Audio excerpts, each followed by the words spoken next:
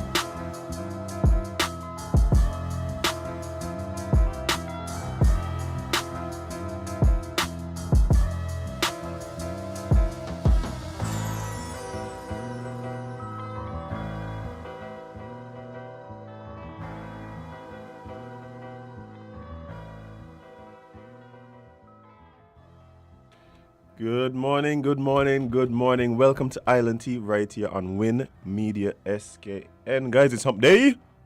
And you're here with your faves, me, Azam, and of course, next to me, who is obviously letting you guys know what energy she's on. For those of you on the live, she's not a morning person, but she is Jade Gwenny Gwen Idita CPL Matter Stuart Johnson right here with you.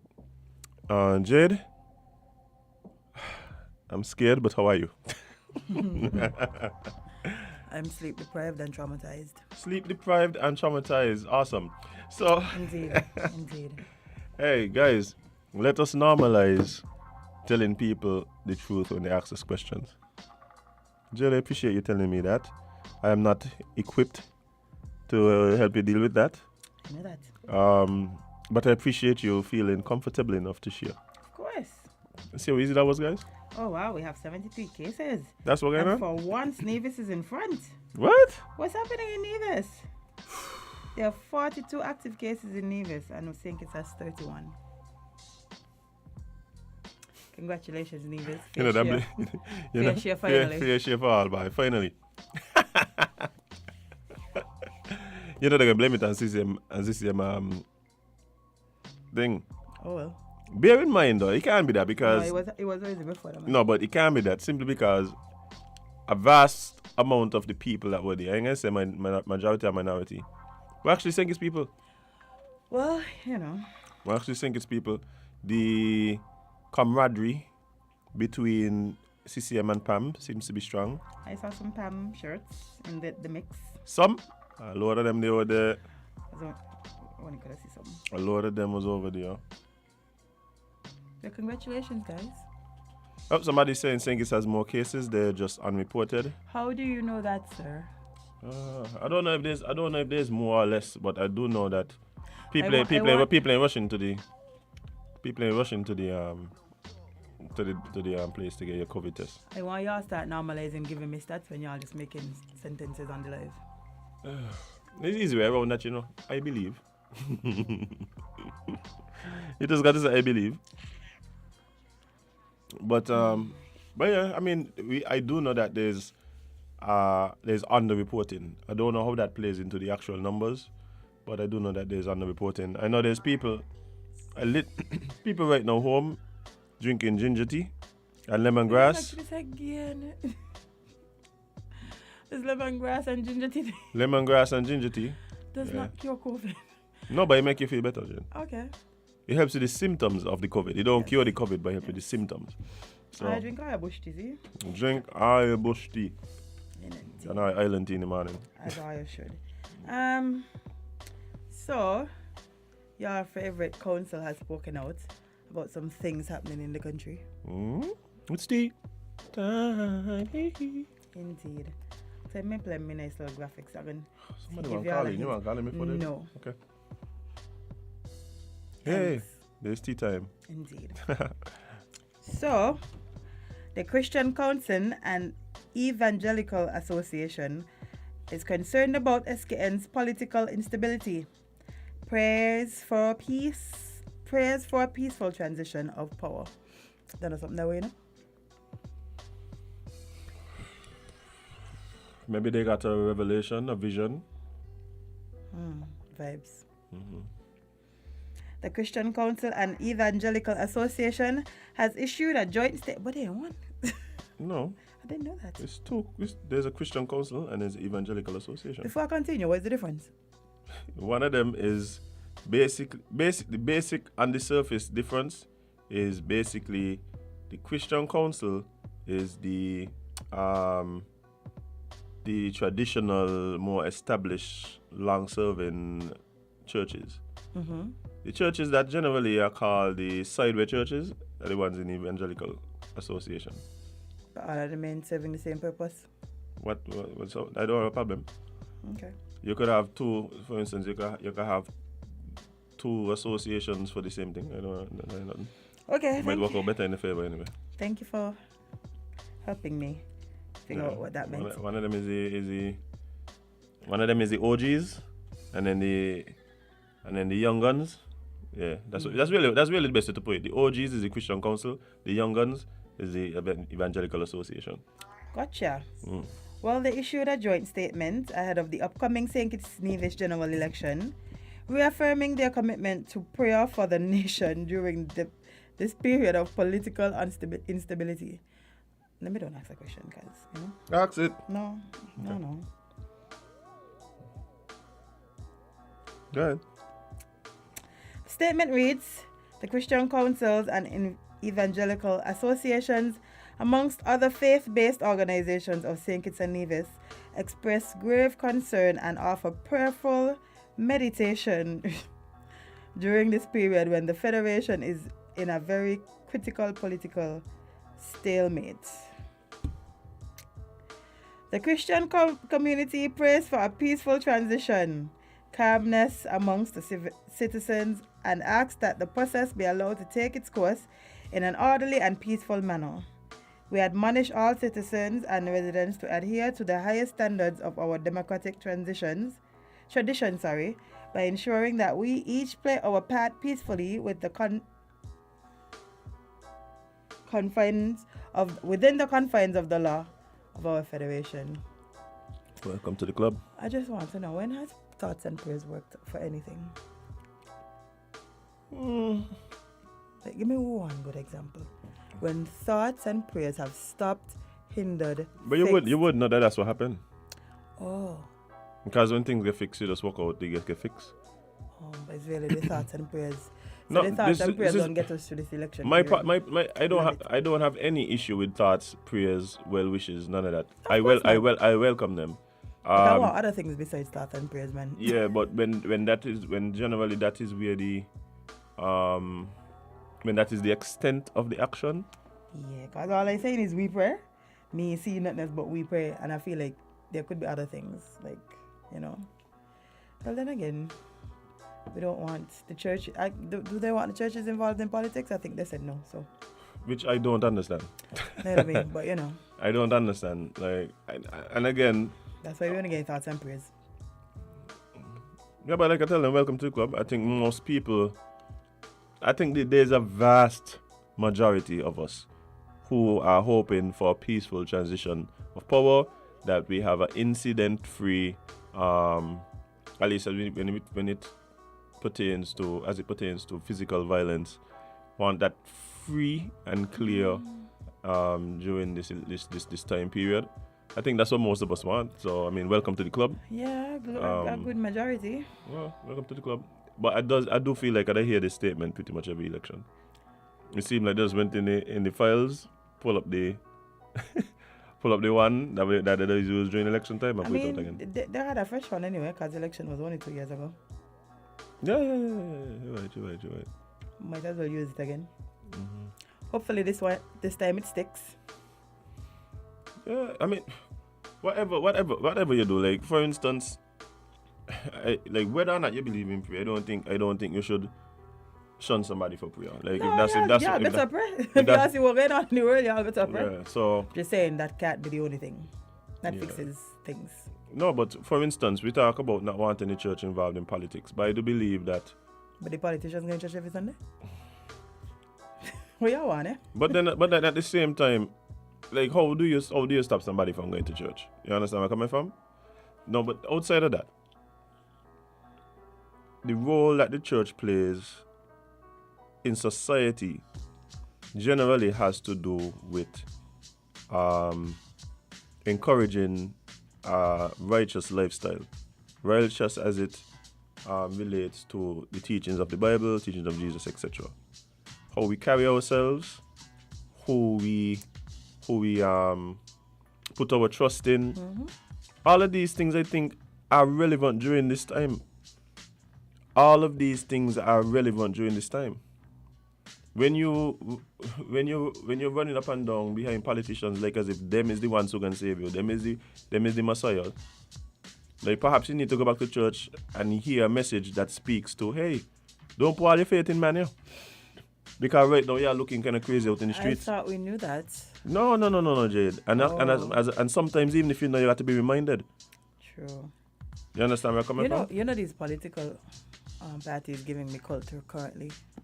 Like they're reminding me Yeah. of cults. It's very cult-like. Yeah, y'all looking a little weird. Man, if y'all just play back the videos and watch yourselves, but y'all looking a little cultish. Yeah, but the thing is fun, and the thing is this, and the problem I have is that. Let me tell you something, Jade. I spoke about this after the last election, right here. 2 years ago. Less than. Oh yeah, true. Sorry. Less than. It was what? It was May. Election? It was May I don't 2020. It was May 2020. I don't. Anyway. The whole unity concept.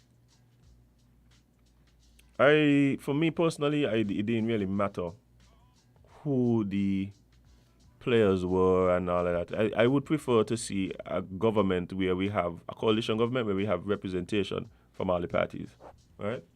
That would be, as a matter of fact, based on where we are as a country, I believe that's what would be best. Yeah, we probably right? should. Yeah. That's what would be best, right?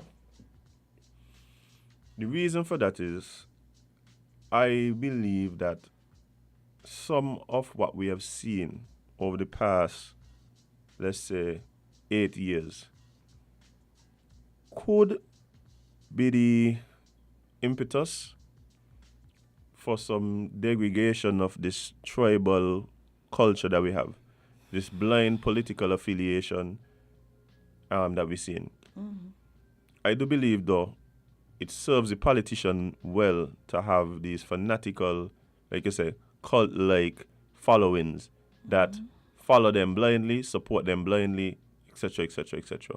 And so it feels as though, as much as we may have taken a step towards undermining some of that tribalism, we're still at a place where we're being pulled right back in to the separatist, find your class, come home, all these kinds of rhetoric that you're hearing. Really and truly, all these things doing is just promoting more and more separation, division, and who does suffer? The same people who they're asking to be separate and to divide. And so, it's, for me, that is one of the biggest tragedies of what I'm seeing now. That a lot of the work, let me not say the work, I might not have been purposeful, but a lot of the change in some of the culture that we had seen over the past years, it seemed like that is becoming undone. And I believe sometimes when the pendulum swing back to one way or the other, sometimes it swing back with extra force. And so as far as we might have been, very tribal, very politically divided and all of that, and we made some moves and some steps that could have led us to a place where we were less of that. I think we're going to get back to a place now where it might actually be worse than we were. Do you read the comments under these lives when any politician or any political party have a convention? You know, don't read comments. You're not trying not to read. Boy, the nasty under there. My God, are you ain't got no shame? Yeah. Are you using your real profiles to say these things?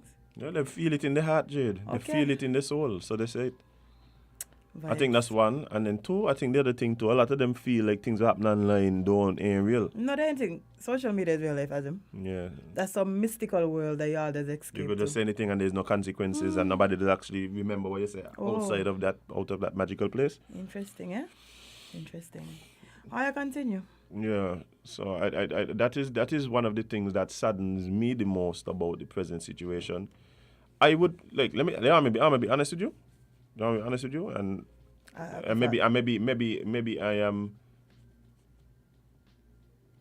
maybe I'm answering questions for that some person seem to be asking of me when I say this. I would love to see a situation where all the political parties win multiple seats. I mean, in Nevis that can't happen because somebody will win. Even if it's split, somebody will win 2 and somebody will win 1. Mm-hmm. But I would love to see a situation where all the political parties have a say. No, that don't mean everybody got to be in government here. That don't mean everybody got to be in government. I think sometimes we because we're not accustomed to certain things, we feel it's impossible and impossible, It's not impossible. We saw it here we saw it just recently in the BVI. We remember people who were in the opposition last week, this week in the government. Mm-hmm. We've seen it here the opposite way around, where people was in the government 1 week, the next week they're in the opposition. Boy. However.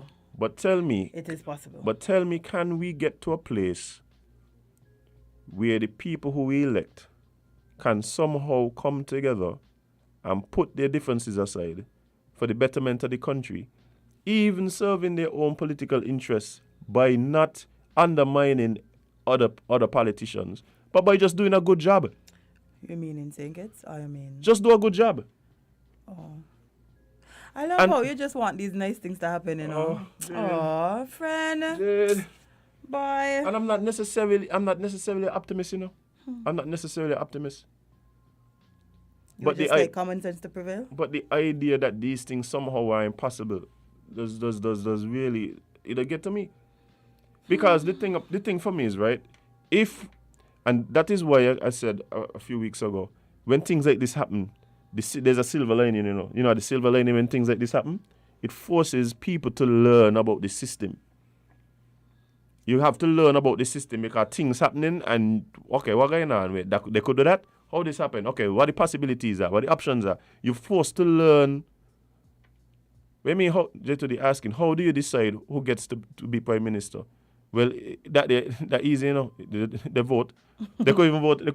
And they're gonna have to decide that, because at the end of the day, the Governor General appoints who, in his estimation, commands the majority of support of the elected officials. You see what I'm saying? So is either somebody gonna have more than the rest, either some people gonna group up to put somebody else up. However they get work out, they're gonna get work out. They're bright. The prime minister in his first term had one seat and was the prime minister. Like they could figure it out. They could figure it out. If they figured it out, then they could figure it out again. Right? But what I'm saying is, I lost my train of thought. But you were saying they need to act like that, the common sense. Well, yeah, in general. But what I'm saying is, you come together, right? And instead of, that's what I was saying, the silver lining. So the silver lining is that we get to learn about how the system works. Sometimes these are the things that need to happen for us to start figuring out. Because they don't want us to know. They don't want us to know what's possible. They don't want us to know what their responsibilities are. They don't understand the process. Because if we figure it out, then we're gonna have to hold them accountable. All right. So what happens when these kind of situations arise? The population tends to become more educated. The general man on the street, who perhaps didn't even care about it, forced to care about it now, and he ends up learning things, right? One of the things that we need to start being aware of, because one of the things that came out of this particular situation is this who taking credit for what and who doing what and that kind of thing. We need to learn how cabinet works. I said it already. From my understanding, and somebody could educate you. Somebody could correct me. But if there is a project, right, that a particular minister wants to undertake, right, the ministry and the minister, they get the ducks in a row, right. The permanent secretary, as far as I am aware, is the one who has to make the cabinet submission. Call up the CabSec. Yo, cabinet submission. We got something we want to discuss. The cabinet. CabSec put it on the agenda. Boom, boom, boom. They go in there. They discuss it within the cabinet. And if it's approved, XYZ, of course, budgetary funding, boom, boom, boom, all them things come, right? Put it on the next budget, boom, boom, boom, budget submissions, all them kind of things. So, why I said that is, if there's something that is coming out of the Ministry of Culture, the Department of Culture, for instance, why we got to go and start to abuse and cuss and say, is me do it, it ain't he do it, and bam, bam. Well, who ministry come? Who ministry funding it? Well, who made the cap? Because the Minister of Tourism, as far as I know, ain't supposed to be making cabinet submissions as far as it relates to things in the Ministry of Agriculture. That's that. So I don't understand. I would you fully. You understand? So what I'm saying is, these is just some of the examples of if the people just learn how the thing work, then I feel like we in a better position, like you said, to hold people accountable, to understand, and to also just call out people in the chatting nonsense. Yeah, because you'll be like, but you that in your ministry, so how you telling me that you did this? Simple. And nothing, and of course, also it means that, hey, yes, you were in on the discussion because you had to come to cabinet. You had to. so you ain't got to come and tell us, oh, we was in the room and think. We know. What else we expect you to be? And let me give you a hint as well. Generally, them ain't the kind of things that people watching to see who they care about and when they're voting and say. A lot of the times when people voting, they're voting about what you have done, not really in your ministry, but what you've done in the community in which the people who vote for you, what happened here? What happened here? You understand? That is what a lot of times they're voting for. So when you're busy going around and boasting and saying this and trying to point fingers and take credit, but a lot of times when I talk to people, when I asking them what is it that you're voting about, they ain't telling me about the person's ministerial duties. They're telling me about what they did as the constituency representative, the things that they're able to see in their own community. That generally. I'm not saying that there's not people who don't look at other things. Mm-hmm. But for the common man, who, like if I just go and talk, I ask these questions. I ask them, yo, what's important to you? Mm-hmm. Why you voting for such and such? But I mean, why you voting for you? Okay, but what it is you looking at? I mean, really see nothing happening around here. Hmm. I say, yeah, but the person who you're voting for, they have done such and such, such and such, such and such, such and such over the term. Yeah, they're good here, but I mean, really see nothing around here. Like that's how the conversations just go. Mm-hmm. Mm-hmm. So I don't know where the disconnect is. I don't know, but And the funny thing is, election period is when they come out and say, yes, we're going to do this for you and do this for you. But then when it comes to campaigning, they're on the platform saying what they did overall. Like, again, people don't generally care about the overall. We expect you to do these jobs in the ministry because that's where we put you. But for us in the community who want to see the community better itself, this is where we really need you. This is what we're going to vote based on. This is how you're going to show us, okay, yeah, you're a politician, y'all elected me, however, I haven't forgotten the community. The community is still at the forefront of importance for me. But yeah, we want y'all to do things overall for the country because, again, that's your job. But I don't know. what you would want to see, Jade, barring any natural disasters, serious economic downturns, etc., etc., etc., people want to be able to walk around the community and see tangible things they could point to and say, this happened in the last XYZ, XYZ, XYZ. There's some communities you walk around, it feels the same for the last 20 years. You're talking about? I wasn't calling her name here. I wasn't calling her name here, Jade. I wasn't calling her name here, Jade. I just feel like... And politicians come, politicians go, and the community just feel the same. I talking about you talking about. Anyway, I wasn't calling names. Sorry. Politician come, politician go, party come, party go, and the communities feel the exact same. That's I could be wrong, but it feels the same. Yeah, Jackie, it literally feels like only election time, you see a rep.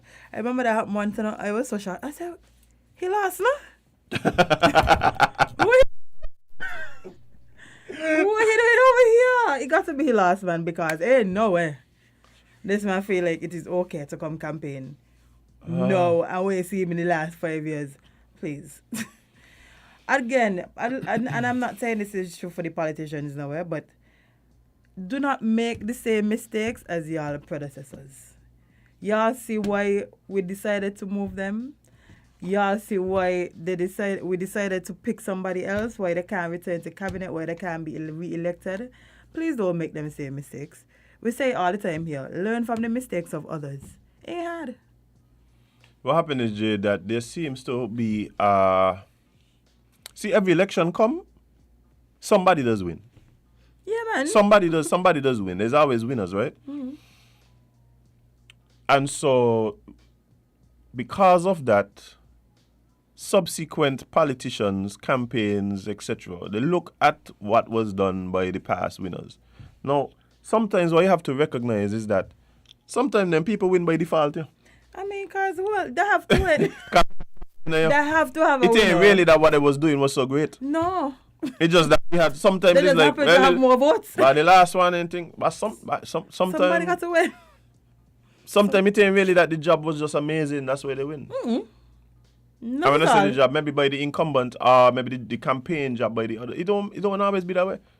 We need a new brand of politics. We need a new brand of politicians that just more in tune. Like the problem for me is like really and truly, if you listen to the people, you understand. And I think, like I said, the electorate as well, we have to become more and more educated about the processes, how government works, because sometimes we ourselves, we ask a lot of the politicians.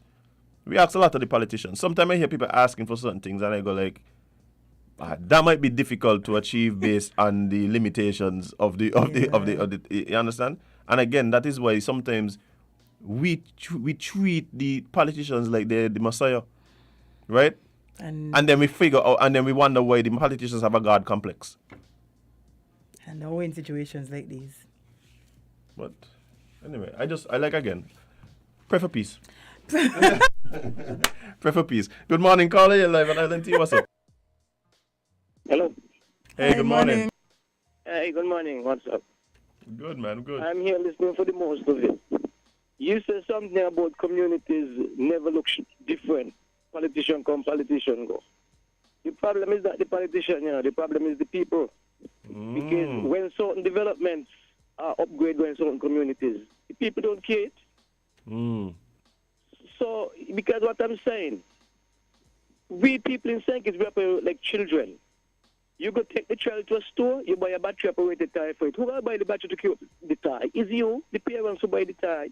So when the people in the community going to say, well, look, we want a community center, and then you're going to turn around and match it up and want government to come back to repair it, how do you expect the community going to look? The people is the problem. You understand what I'm saying? Got you. Yeah, the people is the problem. I mean, last night you hear people with a lot of whole heap of way. The Prime Minister on the radio, and what they calling to ask. They ask an important question to educate them on what's going on between why the breakup start and why the breakup continue. Nobody asks nothing. I stop to hear nothing. Yeah. I continue listening. I feel you. Yeah, I think the caller make a good point, but I want to say this.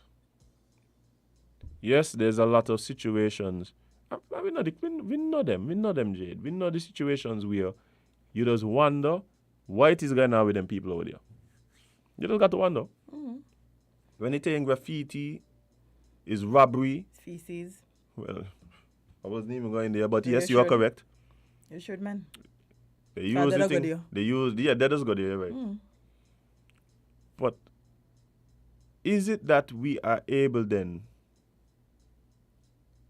to also elect persons who are, I can say, hell-bent on improving the lives, the lifestyles, the mentality of the people? Meaning, is it that we can't find people who are able to mobilize in a way to affect the culture of the community? Perhaps that's something we need to look at as well. Perhaps it's more than just bring a community center, bring a road, bring running water. Those things, of course, are important. Quite. But at the same time, and that is why I use the term that I use, the community feels the same. It don't mean that they ain't build a community center. It don't mean that they ain't pop on your basketball rim down on the basketball with court. Some nice little nets. But the community feels the same. Like Jay, the amount, I'm gonna make a statement here, and who vex, gas the vex. The amount of money that I run through St. Kitts, but St. Kitts supposed to look like a mini Dubai. Money, The amount of money that I run through St. Kitts supposed to be further along. And it's not to say that we haven't come a long way. As a matter of fact, I've been on record as saying that when I look at what we've been able to achieve in under 40 years, is mind-blowing. However. But when we look at the money that running through Jade, they can't say they ain't got it. And a lot of it has to do with culture and mindset. When I start to study great leaders, right? Whether it is from times of Marcus Aurelius, whether it is Alexander the Great, whether it is the president of Singapore. One of the things that set those people apart is the ability to change mindset and culture of the people that they're leading. Even Fidel Castro, whether or not you agree with the things that when we start talking about certain countries, right? When we start talking about certain countries and the things that we look at them for and admire about them, it has to do with something within the people, within the people themselves, you know. When we start talking about, let's take an example. We're talking about music, and we look at Jamaica. We start to say things like, Jamaicans just different. What do you think we're referring to? The mindset. Them things that be developed. Somebody got to see where there's lack and put things in place to serve that, to service that lack. When we start talking about the fact that you're a community representative, Jade. You recognize that within your community, there seems to be a culture of shiftlessness, where persons opt to remain jobless or go into less traditional forms of employment. Let's say that. Isn't it traditional by now? Well, probably traditional by now. How does one call yourself the representative and don't have a plan to address those cultures within the community? Because a lot of times when I hear in the talks and things, and I hear about what they refer to, and I see about we're going to refurbish the basketball court, we're going to get more housing, we're going to put in this new road. We're going to throw some money at the problem. Right? Infrastructure, which is necessary and important, and I'm sure the people of those communities well want it. Appreciate it. But you must have a plan that is based on the spirit of the community. What is this? What is the spirit of the community? What is this community known for? You must have a plan for where you want the people of this community to reach within the next 5 years, 10 years, 15 years. And when I say reach, I mean talking about, we got more people with bigger houses. There are communities that are known for certain, it's almost like personality traits, and them things follow you around the island, whether or not you think the stereotypes, they follow you around. Literally. Oh, you're from here? Oh, this is how we feel like you're gonna behave, or this is how we feel like you're gonna So it's either that the politicians either don't know about these stereotypes. I mean, my thing is, well, that means you're way disconnected from the community if you don't understand and you don't know. Or that you know. I ain't here. I ain't here. Simple maths. You have no desire to change the people that are around you, the people that you represent. You have no desire to do none of these things. Look at the example, Jade, of the shiftlessness and the joblessness, right? A lot of times they come and they say, hey, we'll come and do this to provide jobs. If you have a culture of shiftlessness, offering jobs ain't going to change the culture. I'm sorry. It's not going to change the culture. I don't know when it has. Hasn't this been the same plan for the last 20 years? We have seen social experiment after social experiment where they take up homeless people, put them in house, the homeless people them shut up the house and go back on the street. What is your plan to uplift the community, the spirits of the people, and to change the culture of the community? How are we going to brand the community? What is the community now known for? What is the standard at which the people who either move into the community, live in the community, born in the community, what is the standard at which they have to live up to if they want to be from here? If you want to claim you're from here, what is it that you're known for? We don't talk about it all the time with Sandy Point Jail. Sandy Point people this, Sandy Point people that, Sandy Point people that kind of thing. Part of the reason why we talk about that there is a certain level of admiration for the people of Sandy Point and the personalities of the people that come out today, So if these places could develop certain traits, and you are representative of a place and somewhere in your community has negative stereotypes, negative cultures, things that are not positively contributing to the lives of the people within the society, then what is your plan to let's change them kind of things? Because road ain't going to change it. More house ain't going to change it. Throwing money at it is definitely not going to change it. Me ain't come here for this today, you know. But you ain't here preaching. All we start out saying is that the Christian Council and the Evangelical Association say pray. And you ain't here preaching. Let us pray. They say pray, you know you're preaching. Sorry. See, Pastor Bailey. You come. Please don't let me mother hear you. Please don't let me mother hear you. My mother, amen. Mommy, love you. Bye, oh bye. Oh, man. But yeah. Oh, and for those of you asking about our guest, later in the show, for the Espresso, which tends to be the last half hour, is when we expect my good friend Konris to come in. He gonna have to answer these questions, you know. Lord, man, Jade. He gonna have to answer these questions. They were coming here to talk about Calypso. Hello? Yes, I work. Calypso just coming here. Wait, there's an election? Hello? Calypso season is December, you know. This is election season. Election, silly season. Silly season. And we have the question that y'all need answers to. We ain't coming in here go boast on a politician, you know. These ain't the type of interviews we just do. There's other platforms for that. So if you want to come here and answer a hard question, you got hard questions, me, you know? You got hard questions? Yeah, that's my question last night. Oh, yeah, you're right. Oh. You're right. That. So me can't answer that. Me even if I could ask that.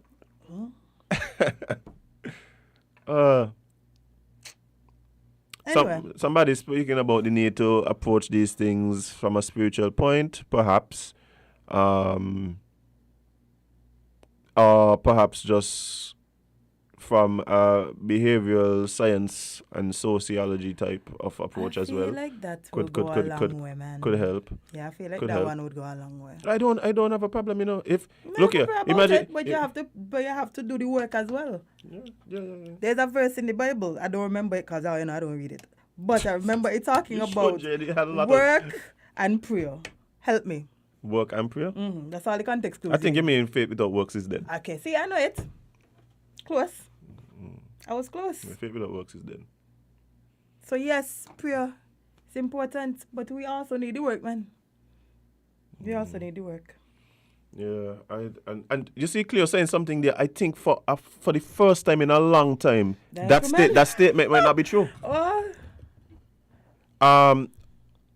Cleo, big up yourself. All the hullabaloo. Sorry, that's what you said? Yes. At the end of the day, people know who they're voting for. No, man. I think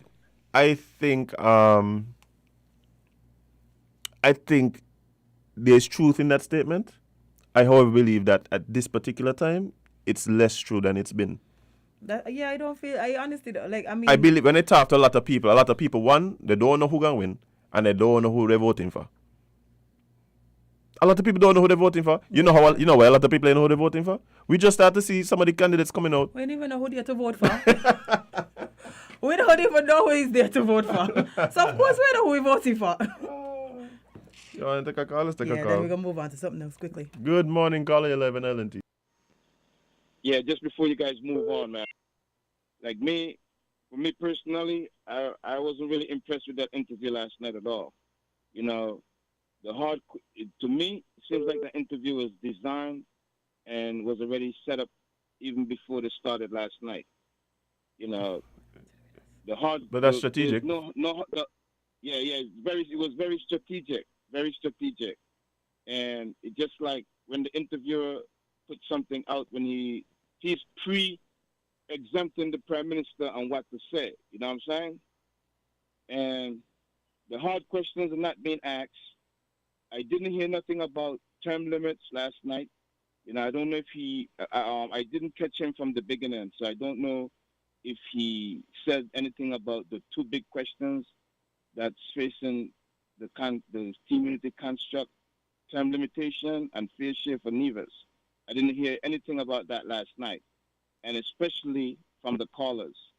And one of your favorite callers who would normally call in and talk about the integrity in public life and stuff. It appears like he got cut off last night. I don't know if he's going to call in today and say anything about that, or if he did already before. But, you know, it's just, it doesn't seem like he's going to face the public. We waiting. We waiting patiently. Last night, I wasn't impressed with that at all, bro. And, you know, the people themselves, they needed to call in more last night and ask more questions. The question segment was kind of limited.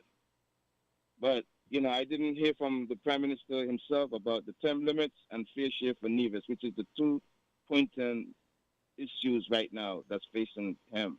And let me ask you a quick question before you go. Is he allowed to use sound bites from his opponents? Sir, sorry, I don't mean to cut you off, but you're asking us questions that we cannot answer.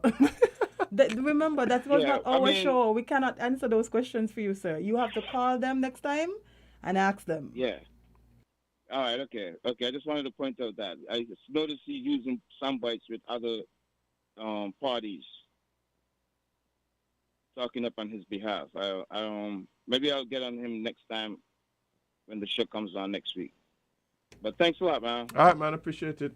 Thank you so much. Yeah. I don't even know what to say to that. I didn't look at it. I saw like a few snippets, but I really didn't look at the thing. I was otherwise engaged. Bye.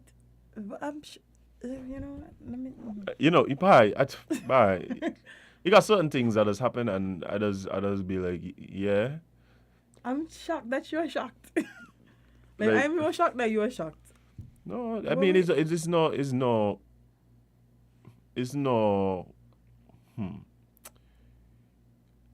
There's been a difference in style of the campaign, right?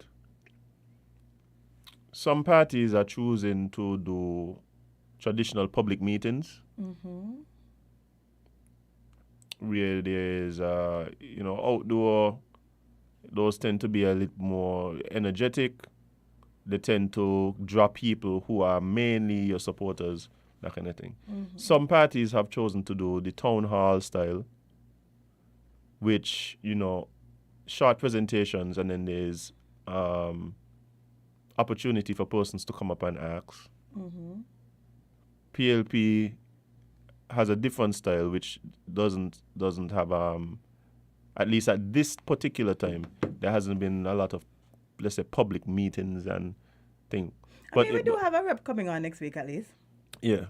No, the thing for me is, by the different styles, listen to the people them, make a decision, drop your X. That's all. That's it. That's all, Somebody gonna hurt off your X, and somebody gonna rejoice off your X. But make sure you drop it. There will have to be a winner and a loser. That is just how it goes. Yeah. That is just how it goes. But in terms of this style and thing, like, the politician them going in church, me like that, like, we feel like that, they factor in that there into your little voting thing. Like, but when we're talking about these different styles and thing, Pam going to the town hall meeting them and they ain't sweet and thing. Labour going keeping public meeting. I like Pam because people get to ask questions. Like, everybody gonna have a preference as to what they want the campaigns to do. The parties campaigning based on their strategies. Yes. And everybody won't like their strategies. That's just how everybody can't like everything. Lord.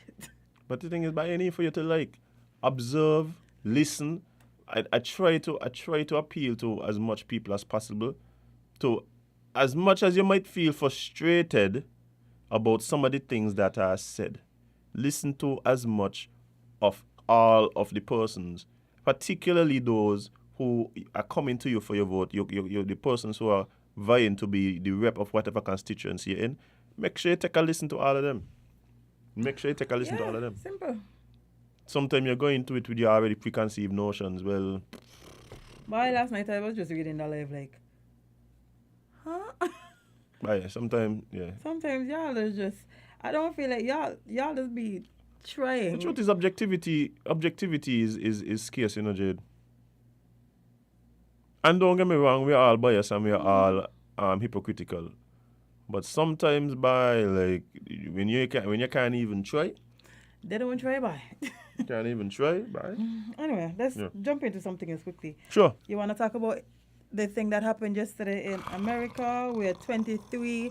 Listen, that's why I was up so late. I was up reading and watching videos and bawling out my eyes because kids... Let me never touch that today, yeah, because I have time to cross America. I'm going to do it tomorrow morning. But the thing is for me, Jade, you know, see straight to that there, that has been something that I have been wrestling with. That's why I said we're going to do it tomorrow morning because we have time to do it tomorrow morning. We don't have time. We have 5 minutes. Let's jump into an update. Okay. And I'm pretty sure people all but forgot about this, but we have not. So, Uncle Chuxie. Chuxie! Big up yourself. So it says, with Dominica having dropped the case against Nehal Chuxie. You think? Tell you what's going to happen. That so... Tell you what's going to happen. Oh, boy. Nobody even know how the man end up there. You know?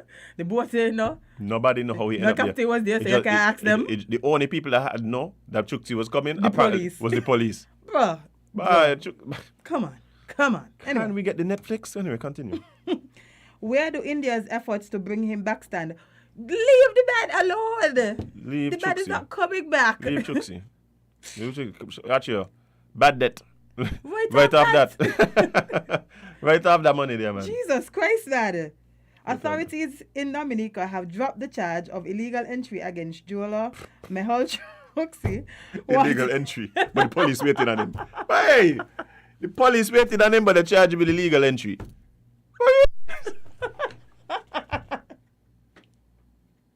The police on the beach. Stop, let me laugh. I could get you the story, The please. police on the beach, you know, just on the beach waiting for him. Not by the police.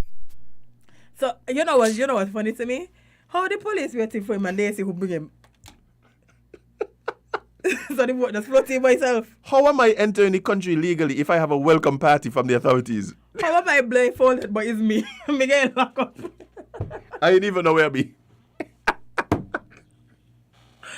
Oh, And dear. the people that bring me, no charges for them. I What people? the only one who... They see the body. Hey, They see a blindfolded man on a boat. politics. Hey, all this politics, Jade. Yeah, you know it. Anyway. Oh boy. So he was wanted in India for the RS 13,000 C war PNB loan fraud case. Okay. In May last year, Chuxie was arrested in Dominica on charges of having illegally entered the country from Antigua, a country whose citizenship he acquired in 2017, and where he has been staying since 2018.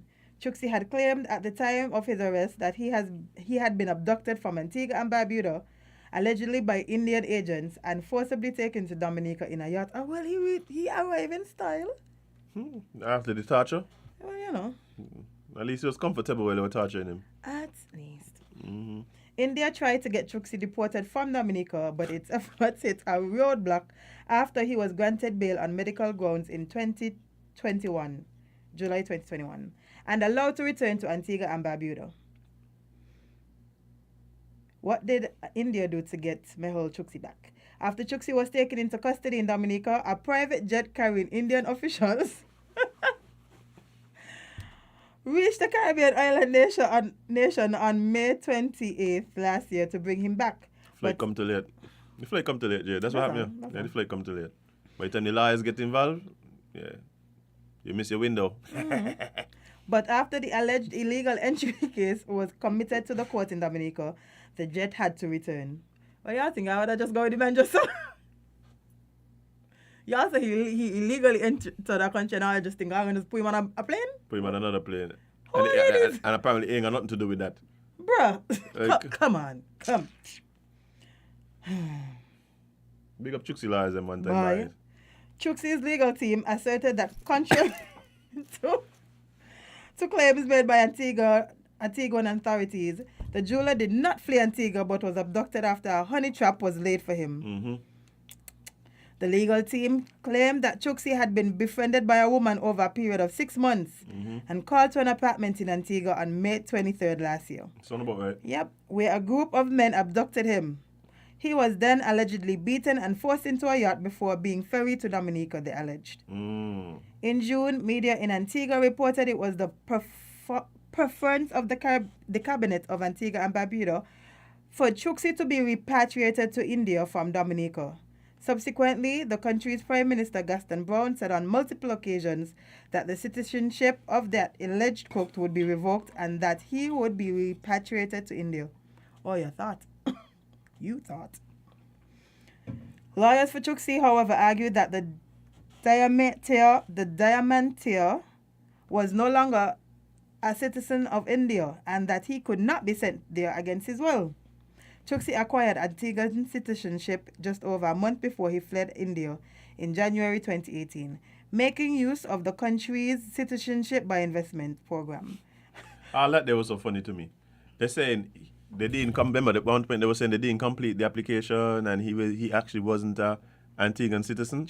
But then they say they need to revoke the citizenship. But if So I think complete. So how are you revoking it?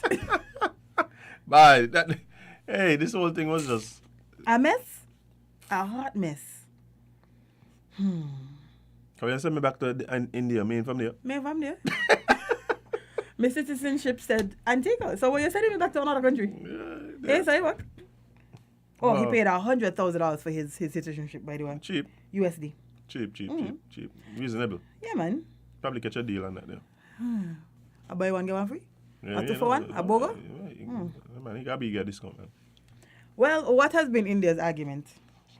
Sources in the Indian agencies pursuing Chuksi maintain that he may have surrendered his passport. India has not accepted this and a certificate of surrender of passport has not been issued to him. Also, they say Interpol has issued a red notice against Chuksi for financial crimes committed in India.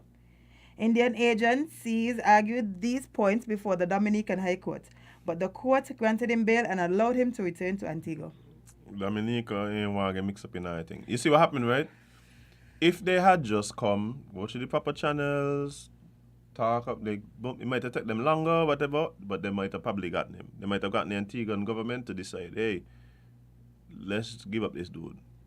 But because the man hold Antigua passport and all of that, they might walk up, but they're going to look bad on us. Send him Dominica. Dominica, reach over there. Him. They kidnap him, please. They didn't send him. Well, they send him. He didn't willingly go. They send him. Then now Dominica reach. The plane take too long to come. The lawyers them get involved. Remember he was in jail a while before they even know it, eh? Yeah. All the time the plane was supposed to come. That's why it was that. I said the payment for the plane was later and something or the other. Some story, yeah? I actually kidnapped this man twice, yeah? But let me tell you something, right? Oh dear. They ain't understand. Only America could pull off these things like this. That's really where coming. Y'all trying to act like America? Y'all thought y'all was the US of A? Nah, bro. The US ain't got these kind of hiccups here. No, boy. Them man on point here. Them man would have make the boat drive into some international waters when nobody own and speak him about. A lot would have just come down. He would have just go up. Never to be seen again. Them man wouldn't even touch a Chuksi. Them man just give him one them needle in his neck. It's the best sleep you ever had, sir. Bye. Bye. Just sleep here, wake up in America. But what can India do now? India has a chance of getting Chuksi back if it could convince the Dominican court that it had a strong legal case against him and that he's a fugitive. With the withdrawal of the case in Dominica, that option is now closed. Yep. Now, for all practical purposes, Chuksi remains an Antiguan citizen until such time as his citizenship is revoked by the legal processes of that country. India can try to use the diplomatic channels to persuade Antigua and Barbuda to do so, but the outcome of those efforts remain uncertain. I leave the man in the country, please. Leave Chuksi, bye. Chuksi. There's right out bigger than that. They done kidnap the man, torture the man. The man nice up, the woman nice up the man. The man still ain't even get you the woman. No, he ain't just woman. But hey, like, so what a bad name? No, the man gotta go back home to his wife, you know. To explain how he get caught up, how he get kidnapped, and say is a woman I was cool with. Like you can imagine, man. Watch here, it was for him to stay home with his wife now. Yeah. I don't put him in such a predicament. As a matter of fact, explain to your wife now. Chuksi may call India and say come for me. Yeah, listen, I watch you. Take me from she, because look why I put him in now. Bye. They couldn't set up the man another way because he get back to his wife now. The man got to go explain that there. She said, my lawyers are telling me it's something called a honey trap. Let this be a lesson to y'all, men. It's not my fault, babe. Ain't every woman for now you got, I should go by the house. I gotta end up in a different country. Imagine. And he make the woman exercising, you know. And you see how long she takes to trap him? 6 months. I play. I mean, that work in his favor, though. Like, ain't like this, he just make the woman and run him into she house. That would make it any better, no? Yeah, come on, Jade. 6 months and... So he got to explain to his wife now he seen his mom for 6 months. Jade, but nothing was going on, Jade. Uh-huh. We were friends. It just happened now. The woman had a more devious plan. So you didn't bush place. I bet his wife ain't know what he was. But maybe he just went there just to... So get kidnapped? I bet not. Lord, man, she don't feel a little sorry for him. You don't think so? He better go back India. Yeah. He can call Indian authorities, say, please come for me. Send the plane. The plane one. Yeah, come now. But Hello, guys. Guys, we're going to take a break. We're going to be right back. When we come back, several of you have been asking, now is the time. We have a special guest in studio with us, so we're going to pay some bills and come right back to get into that interview. Stay locked, stay tuned to Island Tea.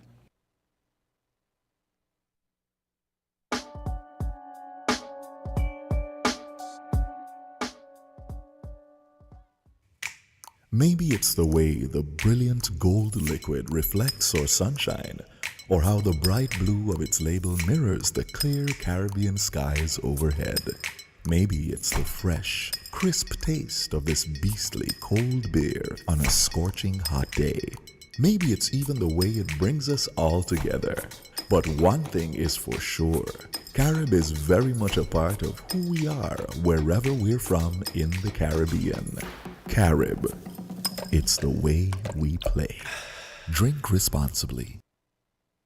Manifest your desires, celebrating mothers in May. Manifest your desires while we celebrate mothers in the month of May at Horsewood's Furniture and Appliances and Ashley Furniture Home Store. Get 20% off store-wide on big and small appliances, bedroom and dining room sets, stoves, refrigerators, smart flat screen TVs, living room sets, mattresses, dryers, blenders, toaster ovens, and much, much more. Manifest your desires while we celebrate mothers in the month of May at Horsewood's Furniture and Appliances and Ashley Furniture Home Store with 20% off store-wide. Manifest your desires as we celebrate mothers in May and get 20% off store-wide at Horsewood's. Terms and conditions apply. See store for details.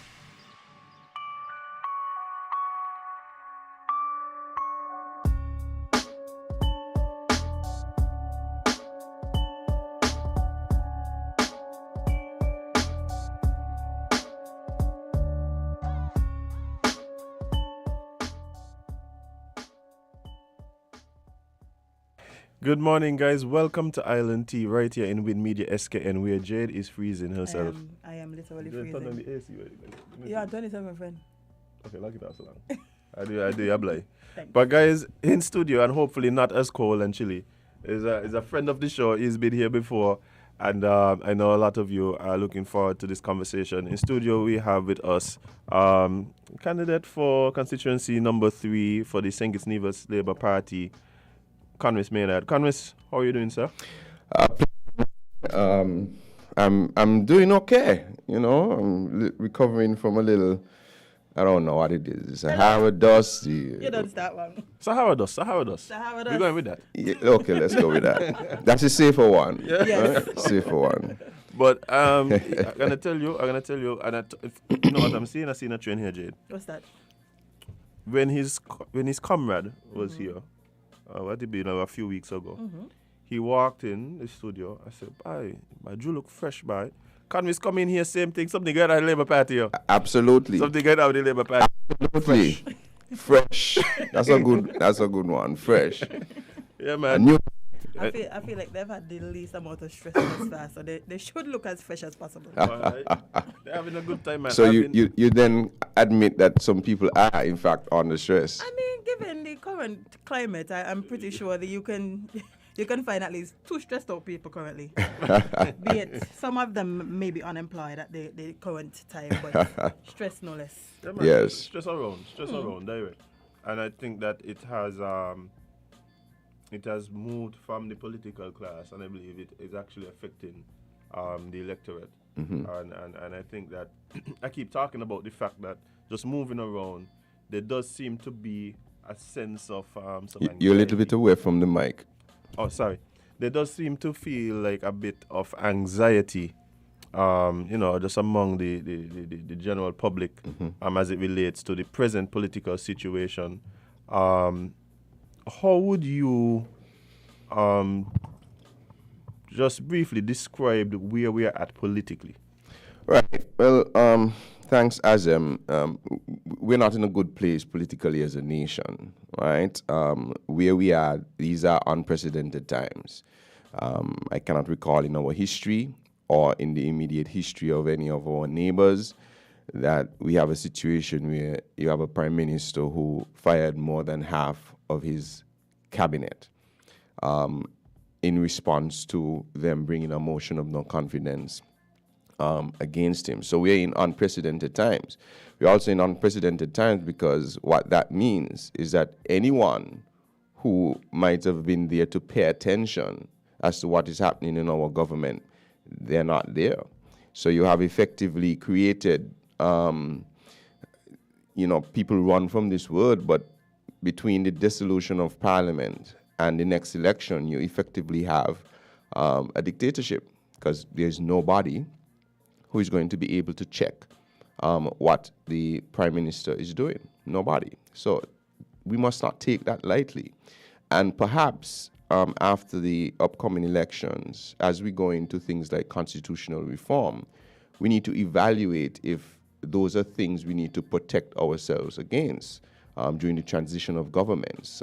What can happen if someone is put in a particular corner that the prime minister is put? Are there safeguards to ensure that there is not a window of darkness, that anything and everything can be done? Well, before you even continue, because you've gone down a path that I have found very interesting as I've been given the opportunity to speak to representatives within the political space.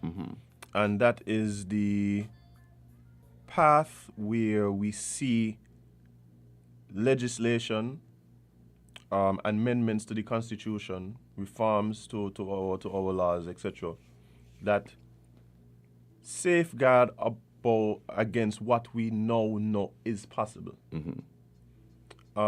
It seems as though there has been a reluctance by some within the political class to, one, admit that that is what is necessary, or perhaps they just have a different view. Whereas I believe that, yes, we would hope that the persons that we elect and put into these positions are righteous and honorable men, and these things would not be necessary. Women. However, I don't think that we should leave the future up to these perhaps and maybes and hopefullys, right? As a member of the Kitts-Nevis Labour Party, do you believe that we have to legislate to guard against certain types of behaviors among the political class? And if so, what are some of those amendments that you see as being necessary at this particular time? Right, that's a very good question, Azem. And the reality is we are still a young democracy. And so there is a lot still we have to do. Oftentimes when you prepare something, you write something, a piece of legislation or a constitution, there are some things you may not consider because of the norms of the time, that it is respectful not to do something, and you did not think you have to legislate that you must not take these abuses. But as time goes along, you would realize that we always have to shape or place guardrails because when people are in particular corners of their lives, we have found that they will do anything sometimes to survive. Now, so it is an ongoing process, and so we must deal with it head on. And that is why I said we need to look at situations like this where at any time through an administration, there is always some level of accountability, and not that you have to go and clean up. And so that goes right into some legislation, for instance, that was passed almost 10 years ago now, in 2013 into 2014, there about the Integrity in Public Life legislation. That is a start. And that allows, for instance, to have a commission that can investigate and ensure that our public officials are abiding to the letter of law and having the highest moral standards. This government, who is in now, or well, the I guess outgoing government, because it's not the same government anymore, because it's now dismantled, went in on that platform that we are going to make these things a reality. We are now 7 years out from that. Ironically, I think we just had some sort of integrity council discussion right here in St. Kitts, and there has been nothing activated as it pertains to that. So there are still no effective checks on what our elected officials and public officials are doing. And we are saying that, no, we have been enlightened, we expect this, and we are going to move in that direction. And so in the St. Kitts-Nevis Labour Party, we did not wait for that to be enacted or to be enforced. We went within ourselves and formed or instituted what we call the Code of Ethical Conduct, which is a guideline to keep candidates within checks and balances. And if we were to fall outside of those, we will be seeing the door. So we are giving that commitment that we are serious about this, because we are growing as a democracy, and there are just some basic things that need to happen. It cannot just be talk to get into office, and the electorate must be particularly strong on a group of politicians who gave strong commitments on something like this and have failed to even institute one iota or one piece or one sentence of it, perhaps because they have realized that their interests would be at stake and their ultimate goals will be revealed to the public. And so we must pay attention to that as well. Those who are really interested in accountability will get it done, because they will feel and know that they have nothing to hide. But those who have other intents on what they want to do while serving the public will do everything in their power for it not to happen. And we have seen that happen over the past 7 years. Yeah, I don't believe that there's anything wrong with legislating our expectations, as opposed to it being just something that is floating in the ether, something that is just around, this is convention, this is what is expected. And I do believe that if these are the expectations, we'll let it be known that these are the expectations and put things in place to ensure that the expectations are adhered to. So happy to hear that is the thought of the Labour Party. But we are now deeply and squarely in campaign season. The last election, you were not as successful as I know you would have hoped to be. Yes. But just being around you, right? For years, I've known you for quite some time. I have seen you in competition mode. I know that you're a man who looks at the rule book, who looks at the outcome, who does his assessments, his postmortems. What do you think would have been some of the major factors that contributed to the previous outcome, and how do you intend to remedy those in this campaign moving forward? Right. Well, first, I like what you said there about looking at analyzing the situation, because you are right. In competition, you have to take time to understand what the rules are, what your competition is, and what your expectations. And so, obviously, over the past couple of months, years, we've done that analysis. And I want to say that we are in a position to win back constituency number 3. But you don't say that with confidence, Jay. And Well, I mean, absolutely. And don't we expect are anything going else. to do all that we need to do within those boundaries of the rules, right, to win back number 3. And I am not coming from a place of not having this type of experience already. You know, I remember losing, I remember losing a crown before in terms of in soccer and determining that I'm going to get it back.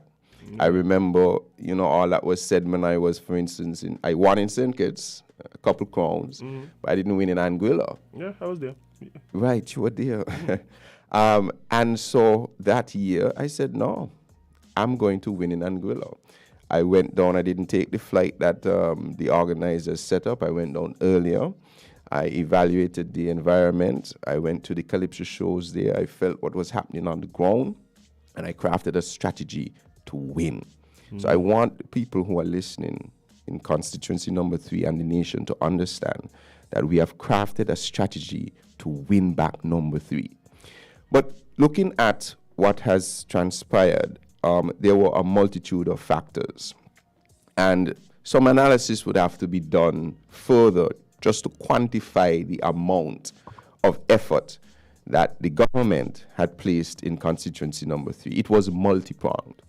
And even now, as I canvass over the past couple of months, persons and so on, for the amount of resources that were placed within constituency number 3, from the government level right down to on the street, you know, those big things that are being delivered to people. It's really amazing that the loss was only so small based on the amount of resources that were put in that constituency. And I heard a figure the other day, someone did an analysis, and it was, you know, when you look at the government's hand, the political hands and so on, it is in the millions and millions of dollars. But I have been always one who never looks for someone to blame. I think that that's a distraction. I view life like this. If Azem sees me going down the road, I can hear you. and puts a stumbling block in my way, if I trip, it is not because Azem put it there. It is because I didn't step high enough over it. So regardless of all that the government would have done, legal and illegal, I view it as whatever they did, I simply did not do enough to overcome it. And so this time around, I'm going to do more in order to overcome what they have to do and use whatever currency I have to do that. One of the important things is we have to always make sure we are in tune with the people. We have to be among the people, hear what they're saying. And I can report that the constituency is incredibly disappointed with the representation that they have. Incredibly disappointed. I am actually, in some instances, surprised at the depth of disappointment. And that is why I'm not going to give up, because the crown for me is not just about winning the constituency, but I got into this for a purpose, to serve the people and to create opportunity for my community. And that is the crown I'm looking for. I'm looking for that day when I can show that we were able to use the government and the government resources to move people from one place to the next. So we've done the analysis. We are working on it, and we are confident that we can win, and we will win back constituency number 3. I mean, that's amazing, Konris, to hear you say that, you know, you have been in touch with the people, you have been, you know, analyzing what has transpired if before, during, and after the last election. As someone who is aiming to... You went into politics? Me? I thought you said as you're going to say as someone who is aiming to go into politics myself. No. I thought that's what you were going to say. No. I said, what is this? I don't. I didn't know that. No. I think you have to know your. You have to know your. Yeah, go ahead. Oh, thank you. Oh, for every time that I have PTSD. Every time that door opens, You get. start another letter coming in. You found another letter coming. No, man, he good man. I am not aware that there are any letters out there circulating for me. That's what the last person said, and I got one. Oh boy. Well, I'll keep my eye open then. But Konris, what I'm saying is, you've done the analysis, and you are saying that you have met with the people, you've been around the community, and also that your aim is to then move the people of that community and the community as a whole forward and upwards, right? Yes. Based on what you have learned, based on your interactions, what are the pressing issues within the community? The constituency number 3, which stretches from what we now call the village. Yes. All the way down to, is it Boyd's? Yes, to Points. To Points. Okay. Palmetto Point. Yeah. Right. So yes, I mean, yes, we know some of the critical issues that are facing folks. There are a lot. One critical one, of course, is housing. That is always a major issue for the people of the constituency. Although the St. Kitts-Nevis Labour Party presided over what was or is the greatest housing revolution the country has seen, building close to 5,000 homes over its last 20 years in government, there is still a lot of need. And everywhere I go, my heart is really softened by some of the conditions that some persons still have to endure. Just last night, I was in a community, and there's a family in an area, and each multiple of their houses that are old and so on have leaking roofs. There was one young lady, for instance, who could not stay in the house any longer and has to go somewhere away from her family just because they don't have the resources to be able to fix their homes. They are not being given an opportunity to get their own homes. They don't have the capital to go to the bank, for instance, and get a loan to build a house. So there is a tremendous need still for housing in the constituency. And so we give a commitment that once again, we will preside over another housing revolution, but we're going to expand it this time, not just affordable homes, but we are going to bring in, for instance, the middle range, the middle income type homes, that persons who may just overqualify for an affordable home but still struggle to go to the bank because of student loans or some business they're working on, or some other things in their life that just prevents them from there. So they're in this middle spot where they have to always be renting. We're saying that as the St. Kitts-Nevis Labour Party, we have to focus on that group of persons as well. And also for the young men, for instance, because traditionally, obviously, in a society where you have a large percentage of the households being led by women, when you have a young woman who has 3-4 children, and then you have a single man and you have one house to distribute, where does that house go? Traditionally you may want to empower the young lady because she is nurturing young ones, but then what about the young men? And so what we're saying, for instance, especially in my constituency and around the country, we're going to have something what we are effectively going to call the bundle of materials. We're going to say, look, you're young, you're strong, you're probably maybe in construction, you have friends, father, uncle, etc., who could assist you in building.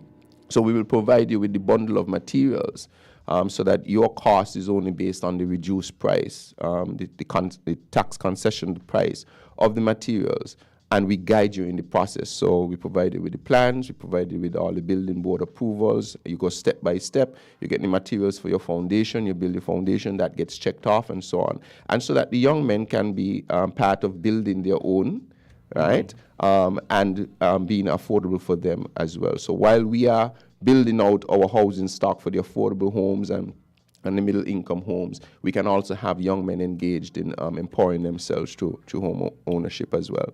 So home ownership is critical. Obviously, especially after the pandemic, job creation is another biggie. We have too many young persons who are not working or in a particular job that there is no prospect for growth. And so we have to expand on a number of areas, including agriculture. There are sections of the constituency that are into farming, especially on the western side of the constituency, the Boyd's West Farm Points area. And we have a lot of persons who are interested in farming, but they're not getting the opportunities, one, to be able to access the lands to farming. Two, they're also not getting the training or the funding or the expertise to assist them in that. And so we are saying no. The pandemic has taught us that there is an increasing need for us to become more food secure or to increase our food security. And how we are going to do that is to empower our nationals to be part of the agricultural industry. So that is going to be another major focus. And then in terms of the development of the people, West Bastia is a proud footballing community. Right. We have, some may argue, the best team ever. I mean, some may argue that, and they will have very good grounds to say that the Village Superstars is, well, not. This is a fact that it's one of the best teams ever. One of the best. Yes, that's not in dispute. But we do not yet have something that we can call our own as a sporting facility. We can't host a home game, for instance. Right. And so, without a doubt, that is a major commitment of mine. And I'm not just saying it because into politics. I've been involved in the club for quite some time. Right. And when I was there, just being an ordinary member of the club, I had resurfaced the entire Patsy Allers play field. The grass was like, those who can remember, was like over on the golf course. Right. Because I do have a passion for that. I mean, God didn't bless me with the skill of playing football. But couldn't give you all, man. You couldn't give you all. Well, good point. Good point, Carla. But I have a passion for football, and I do believe that we can go places in our football. So sport development is going to be very critical as well. So the constituency can be rest assured that we will have a multi-purpose sporting facility when Konris Maynard becomes a representative in government. And another important part of the sports development is, I was telling some young persons, there's no one on earth who can convince me that because Lionel Messi was born in Argentina, or Ronaldo in Portugal, right, or the other Ronaldo, sometimes we call it the real Ronaldo, born in Brazil, that somehow they're born with more talent. Nobody can convince me of that. But what is for real is that their opportunity or their pathway to success, there's a pathway that exists for them. Right. They have the resources, they have the access to what is needed to hone any potential they have. Talents in St. Kitts-Nevis don't necessarily have access, do not have access to that type of resource pool. And so we are given a commitment as the St. Kitts-Nevis Labour Party to establish a professional sporting academy that when we identify someone at the age of 5, age of 6, there's a program that guides them through their primary school years. And at age 12, they will then graduate to this academy that will train them how to be professional athletes, whether it is football, cricket, athletics, whichever the sport. Whichever discipline, right? Discipline it is. And so we give that commitment because we believe, and I am convinced, that we are not short on talent.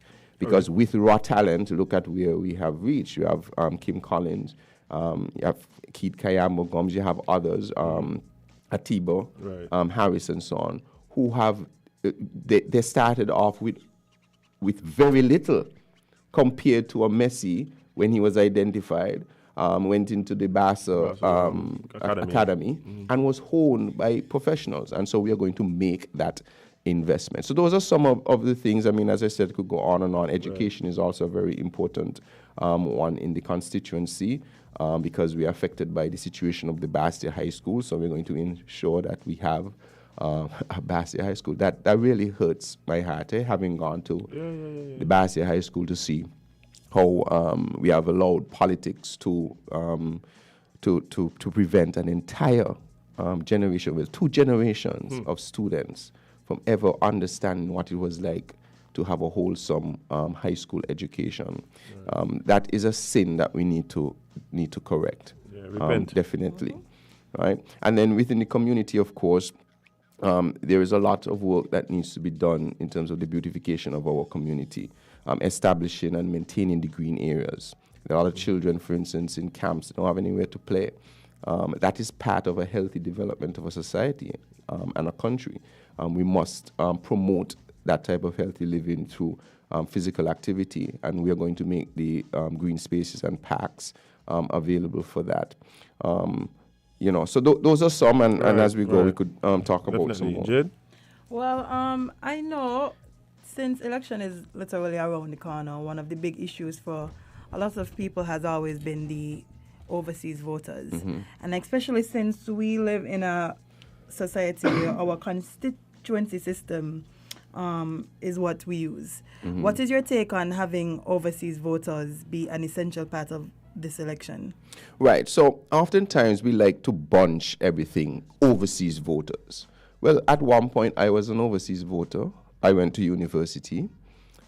Is there a saying or a thinking that because I was out to university, I should not vote? What about the overseas voter who has a business in Miami, providing services to St. Kitts? Is that overseas voter because they're out there not allowed to participate? What about overseas voters who work on behalf of our government and on behalf of our people? What about our overseas voters like me, for instance, who worked for a regional company who placed me in another country, but I came back here and everything I have, all my investments are here. So oftentimes by saying bunching everything, overseas voters, should we have overseas voters or not? Well, firstly, we must always try to protect the right of persons to be a part of the process, the electoral process, right? That is something people have died for. I have no objection to ensuring that there is no abuse of that. And I think that that's where the discussion needs to go. Ensure that those who have a stake in our country are able to participate in the process, and those who do not don't.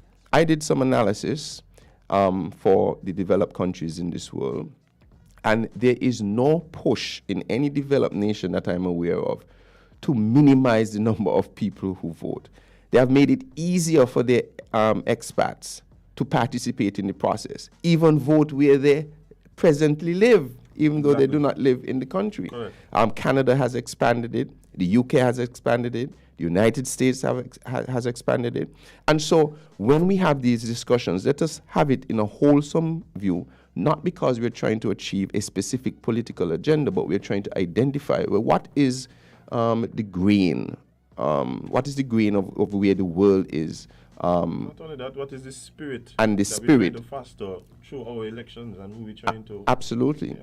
Yeah. And especially when we have a society like ours that depends so heavily on our expats sending back remittances to St. Kitts-Nevis. It is in the hundreds of millions of dollars. And so they have to be part of the process. And any attempt to disenfranchise them must be seen for what it is, that perhaps they don't like me, so I want to keep them out. But as soon as maybe they start to like me again, I'll put them back in. Let them come. Right? So that is the general position. So we welcome and we encourage always for persons to be part of the process. I agree. And in the past, we've also seen that another big side of this discussion has been the issue of the... Well, I can't speak to it because it has never happened to me, but it has been alleged that these political parties often pay for the voters to come in themselves. Do you think that is a practice that we should continue, if that is a practice that has been happening? Right. So, I often, again, wonder about this. I am going to pay on election day, of course, to have a bus to pick up the elderly to go to vote. Should I ask the elderly to pay me or to find their own way to the polls? So not because my elderly now is living in New York, it now becomes a crime because they're living in New York. So again, we have to pay attention to these types of discussions and whether it is going away from what we should be focusing on. Because I am quite aware that persons, political parties who have organized for voters to go to the polls and so on, there is no obligation on those persons to vote for who brought them there. And in fact, there has been many instances where people are brought by political parties and they openly go and vote against the political party that was seen to bring them in. So I don't know if that discussion is how should I say it, is really focusing on what we need to focus on. As an engineer, often when we're looking at things, we look at it on the smaller scale and we look at it on the bigger scale, because sometimes when it's on the bigger scale, you actually scale, well, what's going on here? But then what are we to do if I have a bunch of voters who live in a part of the constituency? I should tell them, go and pay and catch a bus? Well, that's something for them to think about. So recently, the People's Action Movement has launched their new candidate in your constituency, of course. Do you think that will have an effect on your candidacy in the upcoming election? That's a good question. I should start by saying that the People's Action Movement has effectively abandoned the constituency over the past 12 years or thereabout. The last time they had a candidate there was in 2010. And they allowed Timothy Harris to persuade them that they should not have any presence in the constituency. That is something that the party has to evaluate whether or not that was a good decision. However, we are very confident that the voters who have made up their mind to support us in the St. Kitts-Nevis Labour Party will stay, with the St. Kitts-Nevis Labour Party. And I think there are others who have to concern themselves about what it means for them for the PAM candidate to be announced in the constituency. At the same time, I want to reach out to all persons in the constituency who support all types of political parties, in understanding that we in the St. Kitts-Nevis Labour Party believe that we are in a position to form a stable government, and that support for Konris, Maynard and the Labour Party will get you a stable government that can do the business of the people for the next 5 years and not have to worry about crumbling after 2 years. And they must know that we in the St. Kitts-Nevis Labour Party, and Konris, Maynard in particular, I think I sang it in one of my songs, I have PAM and Labour fans, and all of them will be treated the same way, right? Because I am vying to be the representative of constituency number 3, not of the Labour people of constituency number 3. And so, although there is now a PAM candidate, remember that we have always been there representing on your behalf. And you must give us strong consideration, and I'm, asking that they consider giving me their vote to ensure that they have a stable representation and a stable government. Just so you're aware, the guest Konris, he has agreed to, hear some of your comments, concerns, or questions as we move forward. So feel free to join the conversation as you see fit. Now, Konris. Yes, sir. Sound like a big question, boy. What it is we just talk a lot about certain things. I think there are things that people tend to not fully address or address in a real way. But I have heard, and I think that to some extent you may have even alluded to it here this morning, about the role that money plays in campaigns and in the outcome of elections. Right. Is that a concern of yours and the Labour Party? And if so, what are those concerns? Absolutely. We are, and I am a strong advocate for campaign financing legislation. I want, at the end of the day, when the electorate votes, that they make an informed decision on their prospects for the future, not on some small-term or short-term gratification that will disappear in an instant. And so we are strong for campaign finance legislation because that will then help to reflect more of the true sentiment of the people in the constituency. We have to, and I feel, understand that our vote is powerful. Powerful. Azem, for instance, whom let's say Azem is a millionaire. Hopefully. Right. Soon. And Jade is maybe 1,000-year. That sounds correct. Right. Both of you, your ex is worth the exact same thing. Really, Jade? I mean, some people would disagree, but yeah. No man. One X, one vote. That's what I'm saying. Your ex is worth the same as her ex. And we must always remember that we must not allow anybody to devalue our ex, because an ex certainly can't cost $500. Right.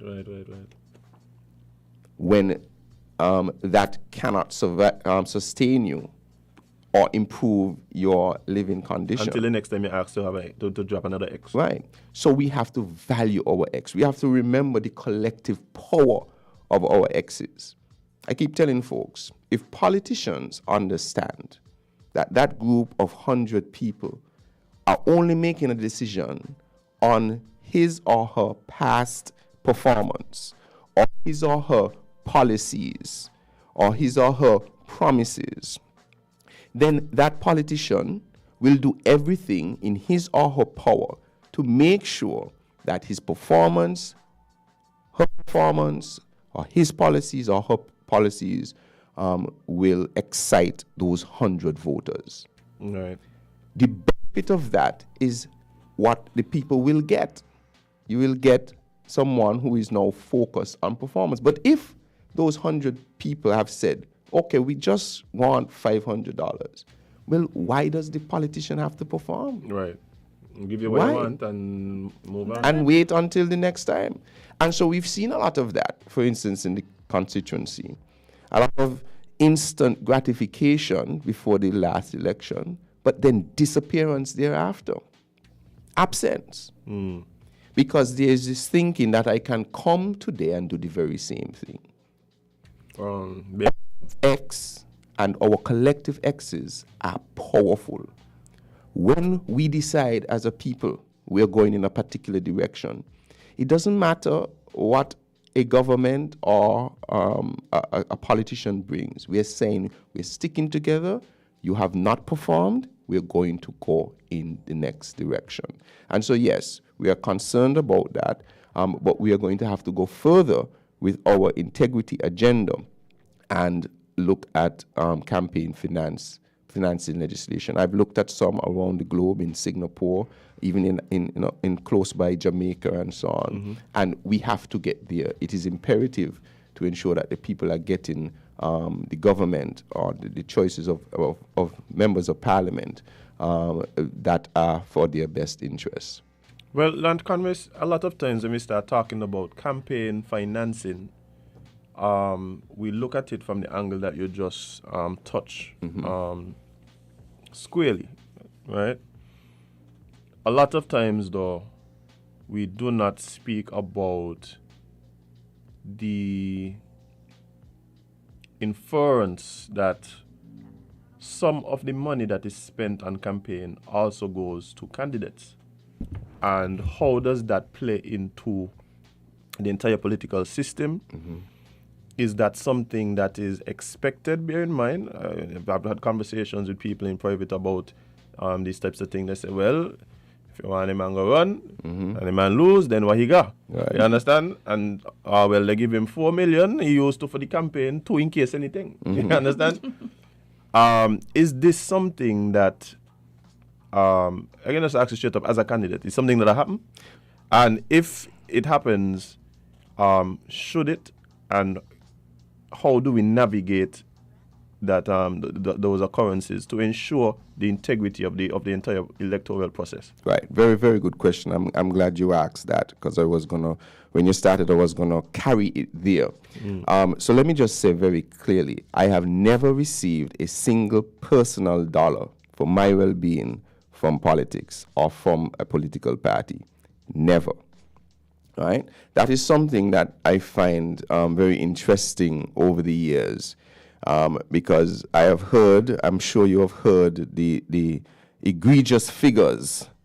You just called 4 million. When I was coming to be a candidate, I heard it was 2 million. When I got here, it was 3. By the time I settled in, it was 4, and it went all the way up to 5. Right? As my friend, I hope there's some truth, but you're telling me not. Absolutely not. Absolutely not.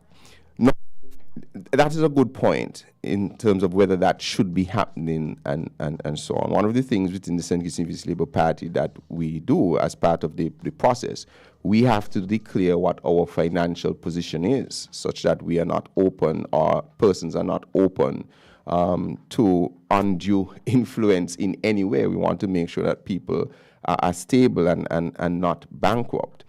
So talking from my own perspective, that is not something that I have received or that I can verify happens in other cases. But it's sometimes disheartening. Why? I remember as a young man, when Arnold Schwarzenegger was the governor of California, I learned that he took $1 for his salary because obviously he was wealthy. He didn't require a salary. And I thought to myself then, I would love to be in a position like that, where I don't have to take any money for politics, because the reality is, if it is you're getting in politics to make money, you're in the wrong business, right? Unless you plan to do things that are against the law. And so even in my own personal situation, when I became the Member of Parliament for St. Christopher III, the West Barcia, between 2015 and 2020, my wife and I, we have our own businesses. And we made a determination that at that point, we can give back my entire salary to the constituency. So for 5 years, I gave back my entire salary to the constituency of constituency number 3 to empower people, to assist in sponsorships, to do community projects, to keep the office functional and accessible to persons, etc., because that was not my immediate need. I remember some years ago in speaking with Dr. Douglas, sometime before I became a candidate, I impressed upon him that I never want to have politics as a means of income. I don't. My focus here is to assist and provide opportunities. Use the position, the experiences that I've had, the opportunities that I have been exposed to make opportunities available for others. And so we need to have a discussion about that, because you've raised a very important point. Well, what about Azem Bailey, who is working, let's say, at Eastern Caribbean Central Bank for a good salary, and maybe the policy of the bank is that he cannot be out on a campaign trail? What happens to him if you ask him to go into elective politics. That is a discussion we need to have. And how do you deal with a situation like that? Is it that we're going to require everybody to be independent themselves? So it is worth having a discussion in terms of how you deal with that. But as for me, I can say very boldly, without any fear of contradiction, that I have never received a single dollar from me personally to my personal use. All right. I will tell you that because it's something. I have a very good friend. The funny thing about it is I have a very good friend who knew me from a long time, just like you. And he told me, Konris, I don't care how much you tell me so. Even if God come down and tell me what you're telling me, I still ain't gonna believe you. Because that is just what the sentiment is out there. Right. But, you know, I have to deal with it. What else can I do, you know? Just deal with it. Live your life. Yeah. Live life. Guys, I saw some of you trying to call in. I apologize for missing the call. I allowed the interviewee to finish his answer. But again, feel free to call in, and we'll take it as soon as we see the phone lines light up. Jade, let me ask you a question. What do you think I've been treated? Well, thankfully, I cannot make that decision. Only the people in the lovely people of constituency number 3. What question? I didn't hear. Who she think gonna win constituency number 3? But we have a call. I don't know who she thinks gonna win, but she won't say. Oh, you read minds. Yes.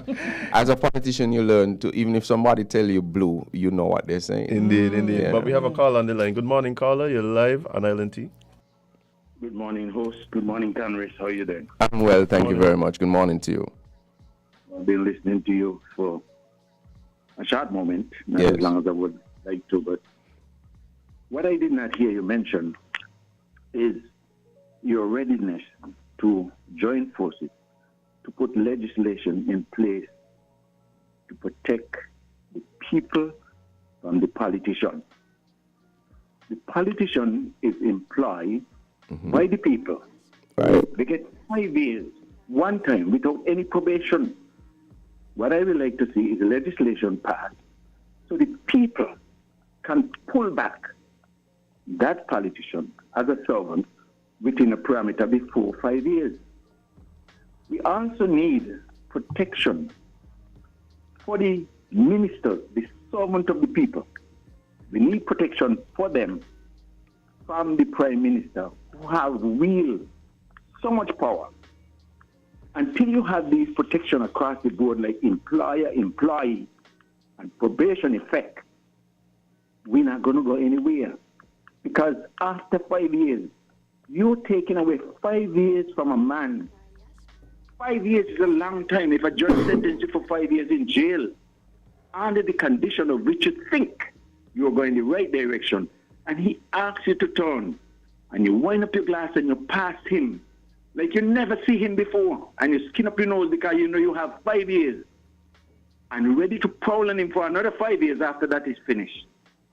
We need help for each other. We need protection to know that we have that safety pin, that we could pull that pin on you and bring you back to reality, because sometimes politicians have a tendency to lose their way.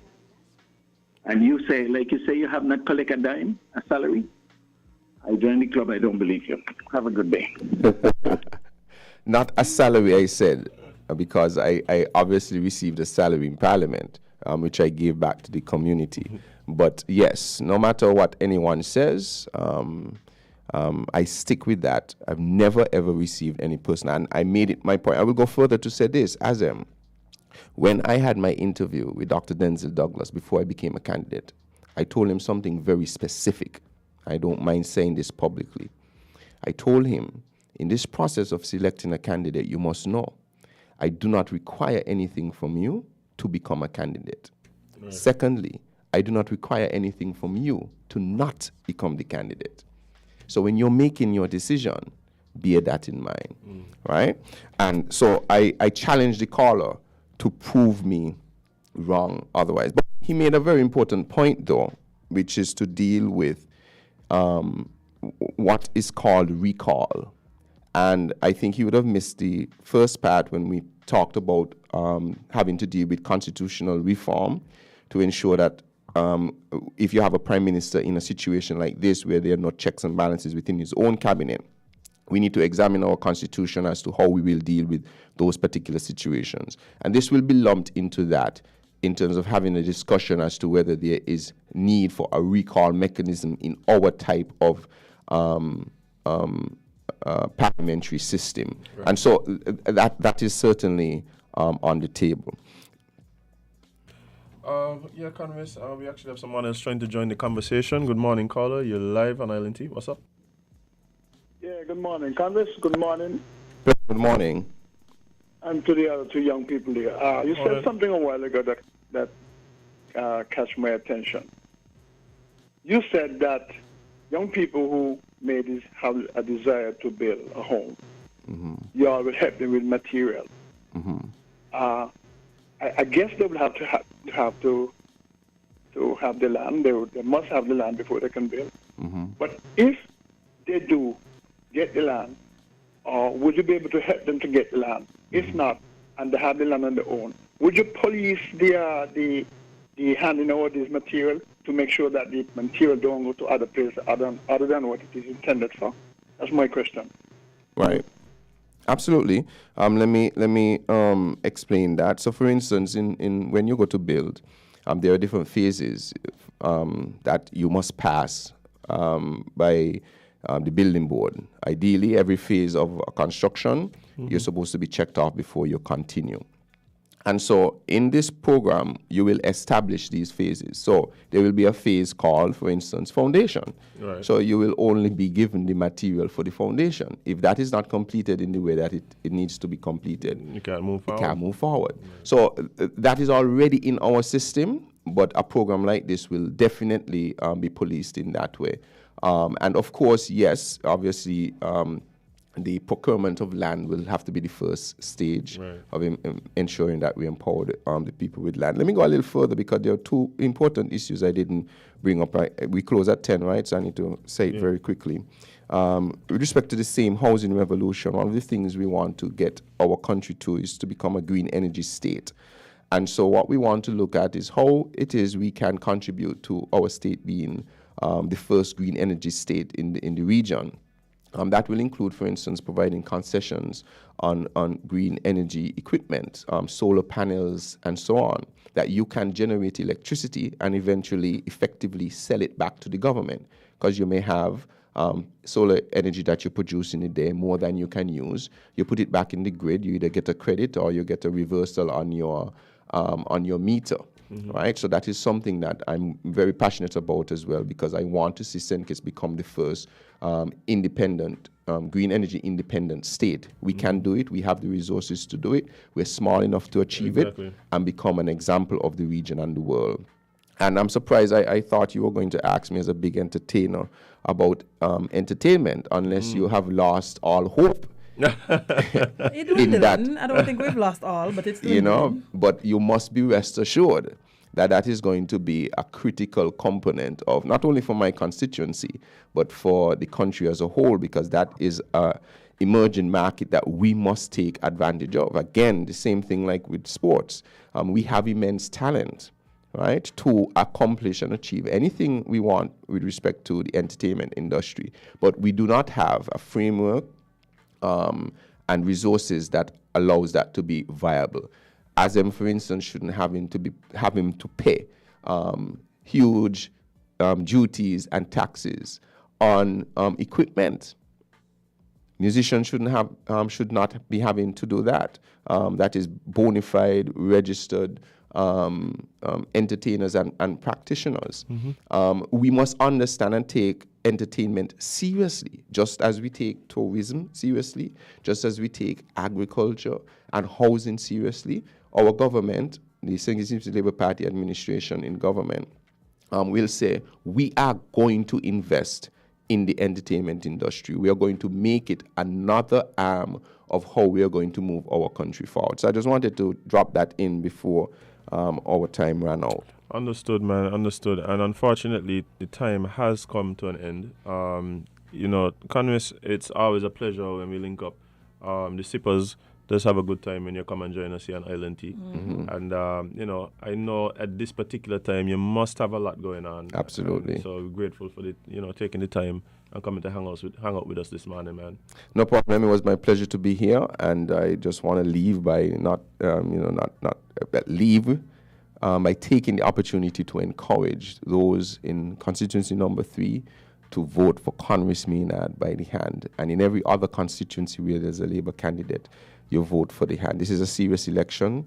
We are a young, emerging group of politicians who I think have the country's interests at heart. And we offer, as you said, something fresh. It's a new day. We are committing to a better way with the Kitts-Nevis Labour Party. So you and Jade, I want you to give strong consideration for that, but I'm not going to put you on the spot. I need you. No, man, there's only one spot I'd be on here when I go in the booth. So we But it was my pleasure. Yeah, man, for Anytime. sure. And we look forward to having you back sometime Anytime. later. Yeah, man, good luck with your campaign. And We'll be watching. Yes? We'll be watching. Yeah, for sure, definitely. All right. Yeah, man. Excellent. Well, Jade, that is it for us here on Island Tea today. Indeed. Again, big up all the callers, big up all the people who have been, you know, on the live commenting, all the persons who have been sharing, commenting, being a part. Anything else you wanted to? Yeah, just one thing before we end. Tomorrow, today is Wednesday. Today is Wednesday. Tomorrow we have a public meeting in my constituency on the Boyd's Hard Court at 8 p.m. and also our campaign headquarters opening. That is our constituency office now turned into the campaign headquarters for number 3 opens on Saturday at 6 p.m. That's on Millionaire Street. So all are welcome to be a part of a fantastic time. All kind of things going on. All kind of things. All right. Thank you so much, guys. Well, guys, you know the usual. We have to give you all a little rundown on what will be happening today. We have a very important discussion. Well, lots of very important discussions today. Firstly, right after the show, we have Money Matters. It matters to us. It should matter to you. So stick and stay at about 10:15. Tally Francis shall be here with that one. Then right after that, we have Voices. Today's guest will be Dr. Wilkinson, and he will be discussing the issue of monkeypox. Ooh. Monkeypox, wow. Yeah. And then after that, you know... One thing's the next by. Listen, they're trying to kill us. They're trying to eliminate us. However, we will not let them do it. So, after all those hearty discussions, we have some music for you guys this afternoon. Stick and stay to Win FM. Lots of good things happening today. Well, you guys, you heard it. I started laughing after you started talking about Money Matters and because of the conversation we just had. So It yes, doesn't matter. No, but yesterday a man they said, "Oh, I play smart, you know, the money of the politician them getting put it in crypto." I was like, "What?" No. Watch here. St. Kitts is a movie. It is. St. Kitts is a movie. You Full can't. blockbuster film. I literally just happened to be passing the man. And The man this is over telling a group of people, "Yeah, the money again, I put it in crypto." I said, "Listen to me. I know what I'm telling you." So you said, okay. But yes, guys, we have to leave. We got to go as in we have to what? Disembark. But guys, we appreciate you again for taking the time out to come and hang out with us. You know, Monday to Friday, 8 a.m. to 10 a.m. on Facebook, YouTube, TuneIn, winmediaskn.com, and several other digital media platforms you could find us. If you're just turning on your radio, running it in your car, in your nice little transistor at home, 98.9 on your FM dial. Make sure you log in, make sure you turn it up loud. All right? Indeed. But guys, please remember, please remember, learn from other people's losses and spend more time living your content than posting it. Also, be reminded that you can't be everybody's cup of tea because you is not a mug. See you guys tomorrow.